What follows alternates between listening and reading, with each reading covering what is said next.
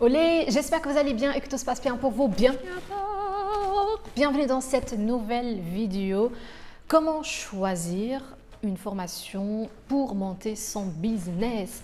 Pourquoi le choix de cette question? Parce que j'ai assisté récemment à un webinaire créé par une Québécoise où elle m'a invitée en tant qu'experte pour parler de comment créer son réseau à partir de zéro en parlant de Miss Marketing.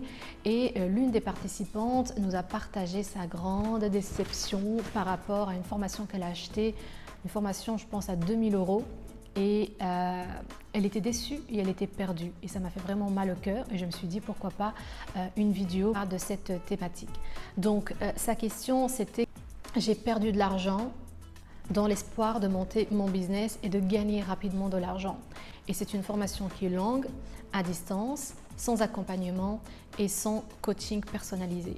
J'ai envie de dire, de partager deux choses. La première chose, donc choisissez la formation en fonction de votre personnalité et non l'inverse. Des fois, on est tenté, on voit des lancements orchestrés de certaines formations, on se dit ouais, c'est là où je vais gagner ma vie, ah, c'est chouette, je vais être telle personne inscrite et tout ça. C'est assez tentant.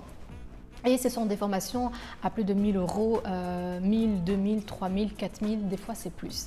Choisissez la formation en fonction de votre personnalité. Ça veut dire quoi exactement?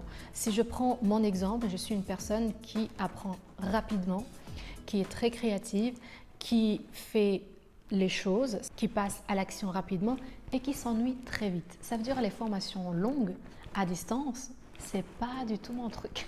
Je veux plutôt privilégier des formations qui sont courtes, qui sont techniques et qui sont utiles pour moi. Par exemple, comment créer un podcast, comment monter une vidéo via iMovie, comment utiliser Canva pour les visuels. C'est ce genre de formation que j'ai suivi. Des formations qui sont vraiment très courtes et très techniques, utiles. Les formations longues ou les formations qui sont un peu chères, j'ai jamais fait et j'ai pu réussir tout ce que j'entreprends en faisant tout au feeling. Le deuxième conseil, c'est de faire au feeling. Alors, je suis dans le marketing et je pense que j'ai jamais fait une page de vente via des logiciels qui sont hyper connus ou bien un lancement orchestré avec une certaine rigueur, avec une certaine structure. J'ai fait tout au feeling et ça fonctionne super bien pour moi. Pourquoi?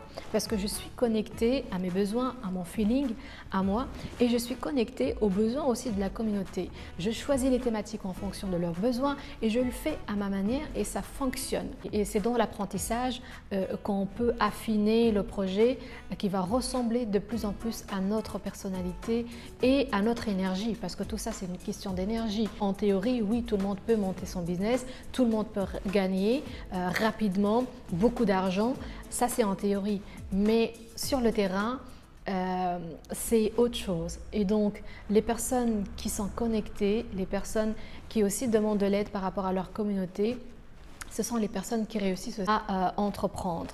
Je vous remercie pour la visite. Je vous dis à très bientôt pour une nouvelle vidéo.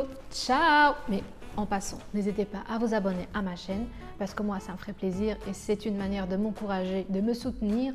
Je publie tous les mardis, jeudis et dimanches à 8 h une vidéo. Soyez au rendez-vous. Ciao!